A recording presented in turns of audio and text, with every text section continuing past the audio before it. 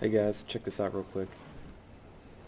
There's like a whole flock, or herd, probably flock of terror birds down here. This is probably the most I've ever seen in one location. They're just tearing through everything.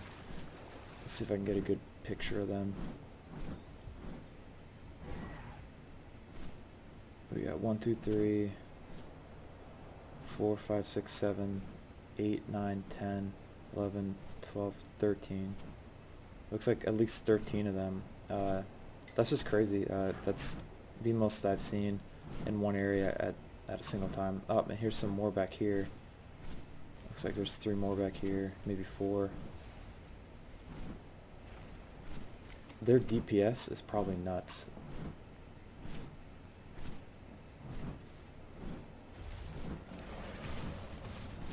It seems that recently the swamp redwood area, or at least the boundary between the two biomes, is just spawning crazy carnos and terror birds and sarcos. It makes it really hard to take the creatures out to go resource gathering. And the world's biggest fish, this 3.7x behemoth down here, he's still here. Last night he was actually in the water. Today he's floating above it. I tried to catch him. Okay, I got my fishing station set up.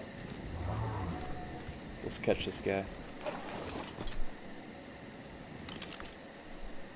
Oh, that's a problem. I can't see. And we're back. I've got my tiki torch, I have my chair, and I have the biggest fish in the game, the queen of all fish, 3.7x. These huge googly eyeballs.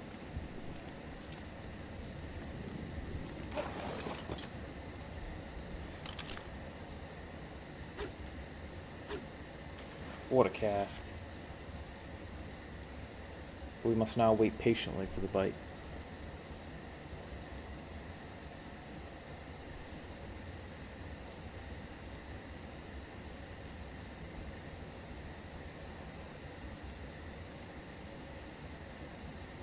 Very patiently. But he's just so big that he can't move. I'm really interested to see what kind of loot that you can get from something that big. So maybe I'll try to come back later and see if I maybe can't punch him to get him to move, or just keep casting and get lucky.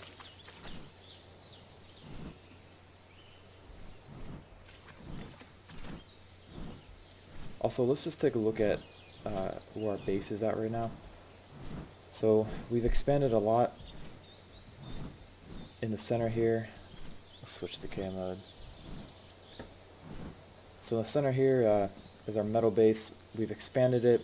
We have 3 crop plots now that are irrigated, so we can grow vegetables when we need it.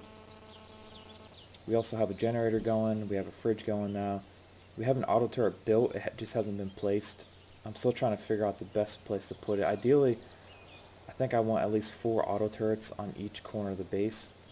And what I'm thinking about doing is tearing down this upper dino pen, because it seems like a vulnerability to that side of the base, to the north side, because the auto turrets won't be able to cover that. So someone could approach us from the swamp area. They can use the dino pen as cover, and then they can get real close to our base. So if I took that down, it would give the plants and it would give the auto turrets better line of sight. And we'll just transfer all the dinos down to our large dino pen down here. As you can see, we've been filling it up. We're actually trying to play the taming game right this time by taming dodos and scorpions and delos, gathering their eggs, making kibble, and then going for the next level. So we just tamed an onculo using delo kibble, and we're gonna get probably a couple more onculos, and then from there go for a carno, and from there go for a dire bear and a dire wolf. We really need some kind of meat gatherer and hide gatherer. It's something that we're lacking right now. We don't really have any offensive creatures. We do have an argent, a kangaroo. We have a frog right there. We do have a Dodie, a course a trike. We just tamed a Gallimimus because it spawned in the center of our pen, so we were like, why not, let's just tame it.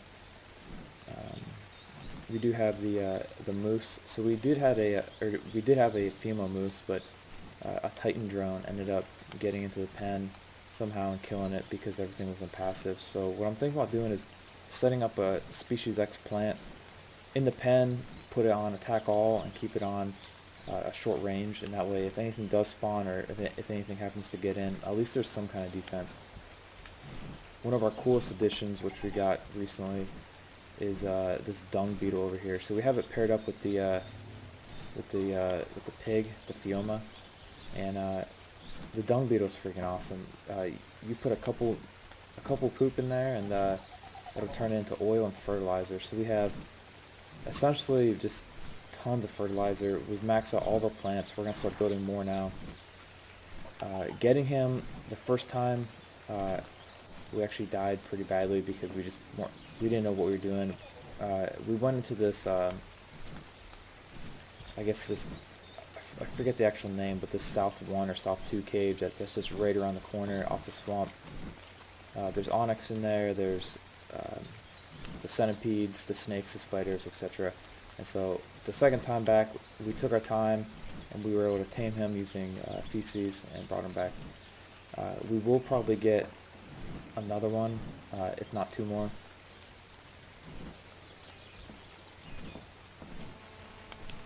So if you take a look at this log, so this log tunnel right here gives you access to the Red Peak and to the Redwood area. We're controlling that, and what we want to do eventually is control the front of this log also, and then eventually come up here and build kind of like a secondary base in this area and wall that off as well. So we can control the upper and lower parts of the area. We have our fishing dock over here. We have two little seats and a fishing torch because there's a weird little spawn area down here where there's just tons of fish. You can kind of see it that just congregate right here. So we don't even have to go looking for them. We just come right over here to our fishing area, our fishing dock, and just cast right in the middle of them. And in terms of walling off the area, it's still work in progress. As you can see, we've walled off this front area, starting to wall off this gap, splitting these two areas in half with gates as well, just for more security and layers of defense. So we'll end up closing this gap, and then we'll have the fence come around and connect to this wall and in some kind of manner or fashion. And then we'll finish off by closing off this area. We might actually just encircle this mound because this is another good vantage point. We might even go ahead and just build maybe even a third outpost in this area here. Oh, there's a Carno. And then of course eventually we want to get some tree forest going. So we have some really nice redwoods in our area. Definitely want to get one going above the base, and we can just ring it with auto turrets and species X. And then we'll get some tree forts going on these ones as well. So tree forts are real expensive. The wooden ones are like 1,600 wood, 200 ingots. So for the wood, we actually have some beaver dam spawns that just are right up the creek over here, and we get like 700 metal per wood per beaver dam, which is pretty great. So in terms of wood, we're good to go. And then the ingots, we usually do metal runs over to this peak over here near our old raided base. I don't know if the peak has a name, but there's usually like a wild quetzal that spawns near it. There's real low threat over there. We usually just take like the kangaroo or something, go over there, mine, and come back. And it's a pretty good way. It's just not as efficient as the Onculo. It's just the Onculo is so slow, and that's a far walk, so it would take forever. And then the Red Peak also has tons of metal up there, but it'll take forever to get an Onculo up there. So we're trying to figure out, maybe we should build like a little dino gate pen area and just store the Onculo close to the metal, and we'll just smelt everything on the spot and then just transport the ingots back. But we're still trying to figure out the best way to do that. And there's been a lot of activity recently. It seems that there's some new tribes that have joined, and they're pretty aggressive. They were attacking someone last night, and I think like one of the established alphas, I believe that the Russian came and started to attack them in, because they were attacking one of their allies. So we haven't identified all of the bases yet. We do know where the alphas are located at, but we don't know where these smaller guys are located at. And I think there's more of a threat from those guys just because they are active and they are really aggressive. And so if we were to be attacked, it would probably be from those guys. So ideally, we can find them first and go ahead and then take them out. We have a couple guys, Ben and Alex, that are actually on the coast right now. So they're building an outpost on the east coast, and their mission is to go ahead and start building our boat fleet. And the boat fleet initially is going to be to sail up into the northwest corner, gather as much oil as possible, and then transport it back to base.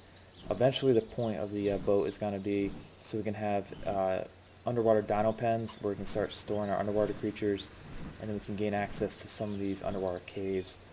And the point of that is because we'll have easy access to oil, but once we do start raiding people, there's a good chance that we're going to be heavily attacked here and possibly wiped out. So in the long term, our goal is going to be to anticipate a retaliation attack and a possible wipe from this area, and to go ahead and just essentially switch our primary location over to one of the caves and launch all of our attacks from there. And in terms of the cannon, which is going to be the mainstay of our assault, because the cannon is really the only way that I can think of anyway to deal with these auto turrets. There's so many auto turrets on these big bases that it's just not feasible to try to soak them up or to drain the bullets, because there's tons of them, and we just literally wouldn't have the dinos or the manpower to drain it. But with cannons, they do have a longer range, the cannonballs can't be shot down, and from what I've seen anyway, it looks like one cannon can destroy an auto turret.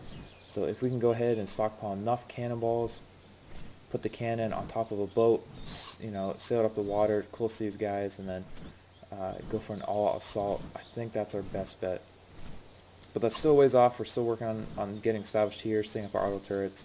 Once we get about 4 auto turrets on top of this base, I would like to go ahead and then maybe get a couple more just spread out. Again, we're not going for a crazy defensive build like the alphas. If we get a handful of auto turrets, that'll be enough to deter most of the tribes. And then yeah, so that's where we're at. Probably in the next video or even in the next scene, I want to go ahead and just show you guys what the alpha's bases look like and where they're located, and some of our future potential targets. Yeah guys, as always, thanks for watching, and until next time, peace.